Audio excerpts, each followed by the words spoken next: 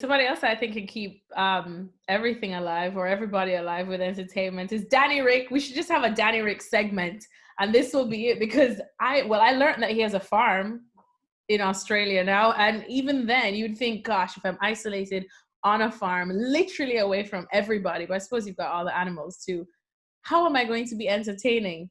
I should have never even questioned him, because does he even have a non-entertaining bone in his body? Is it his farm? Or is it his parents? I'm confused. I think it's his. It's his parents' farm. Okay. His parents' farm. Yeah. Yeah, but what's mine is yours, right? Yeah. Well, Nate is the expert. He's written the book on Daniel Ricciardo, quite literally. So I assume he'd have an answer for it. But no, it's great, isn't it? And again, I think it's that element of personality that you don't see necessarily during a season. And there's Danny Rick out there. Yeah, there we go. Look at me providing. He's doing his. That's it. He's doing that. And also, I love that he's dressed like that on a farm while doing that kind of work as well. Fantastic. Anyone wondering what we're talking about? Go on his Instagram and check out. I think it's his most recent post. Very entertaining. I can shamefully say that I didn't follow him until last week when I binge watched Drive to Survive.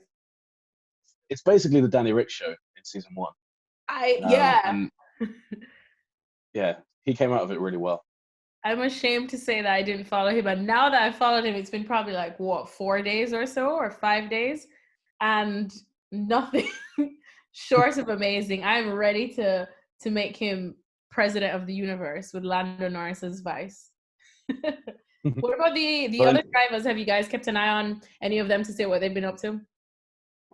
Varies a bit. I've watched a bit of Esteban Ocon. He's also doing another real big gamer. So he's been set up. He's got a rig and all of his past helmets and the Fernando Alonso helmet kind of up in this room, and he's there playing. And he literally just puts the camera behind the seat, and you just watch him play along on Instagram Live. So there's a lot of that going on at the moment. I think there's another number of drivers who just kind of staying quiet. Someone like Sebastian Vettel isn't on social media, so and he actually I think likes time with his family and separating from all of the nonsense that goes along with F1 and the media and talking to people like us. So I mean, I'm sure he would much rather be racing right now, but I suspect he's kind of having some fun in Switzerland. We saw Kimi Räikkönen doing the what's the official name for the toilet paper challenge, stay at home challenge? Yeah, the stay at home challenge.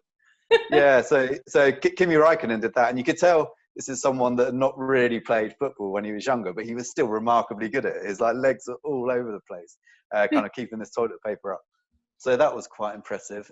Nate, what have you seen? Because that's all I can think of off the top of my head. Yeah, those are the ones I can think of. I think a lot of the guys who haven't been on Instagram is because they've not been doing any gaming online. I feel like that's one of the main things we see now. They're either talking to each other, and like Lawrence said, Ocon has been one of them.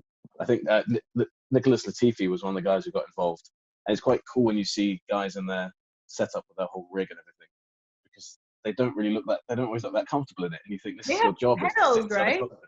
Yeah. That's what I was trying. I was asking you, Lawrence, to explain it to me, because I saw Lando's just on the side of his Twitch. I was like, what is that other screen for? And then I only noticed through his swaggerific socks. Of course, he would have swaggy socks. I'm going to up my sock game because of it. I've got some yellow ones here inspired by Lando Norris.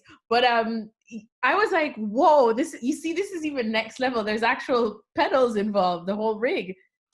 Yeah, and that pedal camera as well, which is remarkable. So I guess it's just that thing, isn't it? It's like, these are the things you can show when it's a kind of gaming rig like that. You know, you can't. Well, you do have some footage of drivers actually in a real car with a pedal box, and you can see it, but not in an F1 car because it's right down at the end of the nose, pitch black. So stuff like that's quite cool because you get to see the level of skill. And I was surprised, when I play on games, which again isn't very often, I always just slam the accelerator on, hope for the best. And he's there finessing it, kind of, coming out of corners, and you just realise there is actually a genuine level of skill on top of this, and that's what makes the difference between guys like me who play with traction control on and about 5 seconds off the pace, and someone like Lando Bot who goes and tears it up. Thanks for watching ESPN on YouTube. And for more sports highlights and analysis, be sure to download the ESPN app. And for premium content plus live streaming, make sure to subscribe to ESPN Player.